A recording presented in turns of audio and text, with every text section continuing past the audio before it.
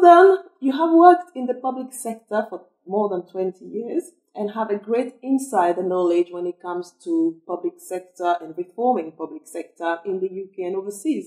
So what are the big challenges that are facing currently the public sector? One of the things that I think is on everybody's mind at the moment is how do we meet increasing demand in a situation where we have less resources? So the need to prioritise, the need to really focus on the results that we want to see, really being results and outcomes driven, rather than focusing on what traditionally might have been the organisation, really turning the thinking on its head to meet that need.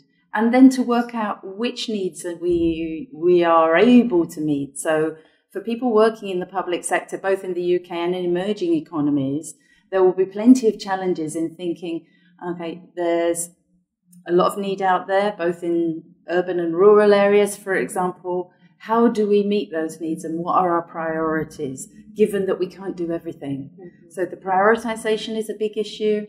Another big issue really is the need for a speed of change. So change is a difficult process. It takes time, but the demands are such that we really need to be moving quickly.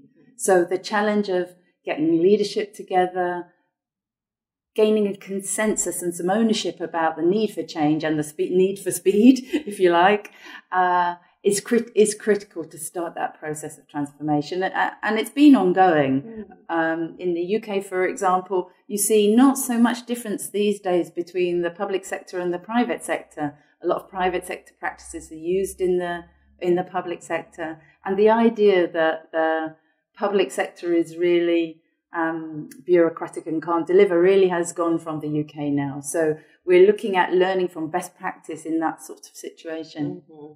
So you have also written a book called Hard Change, which is a thriller, a contemporary political thriller.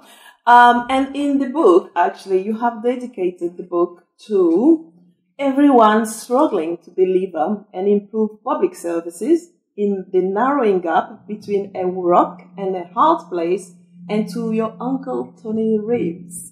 So what inspired you to write this book, and how this book can be used perhaps for anyone in the public sector to, achieve the transformation perhaps they are looking to achieve?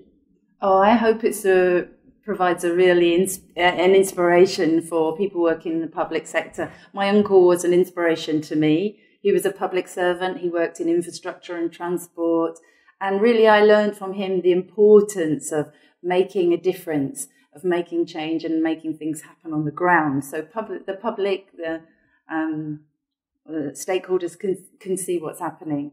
Now, in my book, I tried to challenge some of the stereotypes about the public sector being full of bureaucracy, being in decline and unable to deliver, because that wasn't my experience. So as a public servant myself in the past, I found many people who are desperate to do a good job in a really difficult circumstances.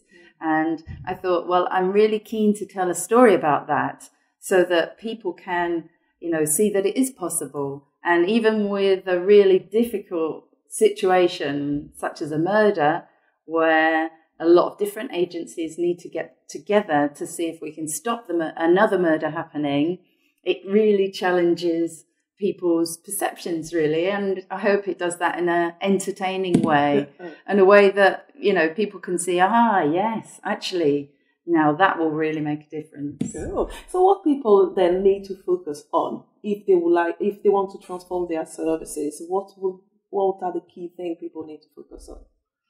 Firstly, they need to focus on what they're trying to achieve. So as I mentioned before, when demands are big, there's lots of competing needs, and you're in a system with lots of different organisations, you need to be absolutely clear about what is it we're trying to do. So to work on that, to establish your priorities, and then to plan in advance how you're going to deliver. So the need for a consensus around that, for leadership to drive that change. And when I say leadership, I mean leadership at all levels. So it's not just waiting for the director to come and to say, yes, go ahead. It's people using their own initiative, being given permission to make a difference and to start that change process. Mm-hmm. So what will be the implication of these changes for the taxpayer, the providers and stakeholders in general in the public sector? If we get it right, that whole team approach will really work so that stakeholders, providers, taxpayers, they don't really see who it is that's providing the services or who it is that makes the decision. They know it works and they have confidence in the system. That I think, that confidence is a really important thing, and the ability to deliver makes such a difference to the people outside in the system. Mm-hmm. So what are the key steps public sector need to take toward a successful transformations? First step is to get that vision clear. What is it we're trying to achieve? And second step is to build a consensus. So not just from the top of the organisation, not just from the government and the departments and other agencies that might be working with, but including the staff, including the users, including the communities that you're trying to serve. So that powerful consensus for change is really important and will make a complete difference.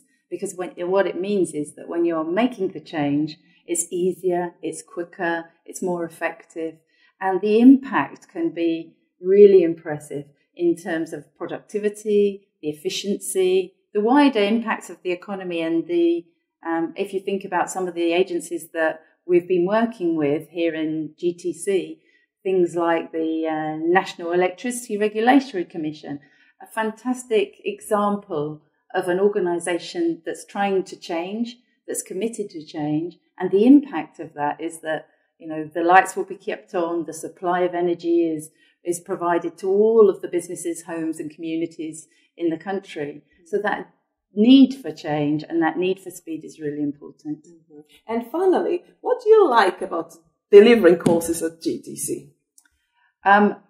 It's the way I see it is like I provide some expertise in terms of the technical stuff, the strategy, the really how to think about some of these issues from my experience of working for 20 years in the public sector. But I'm also learning.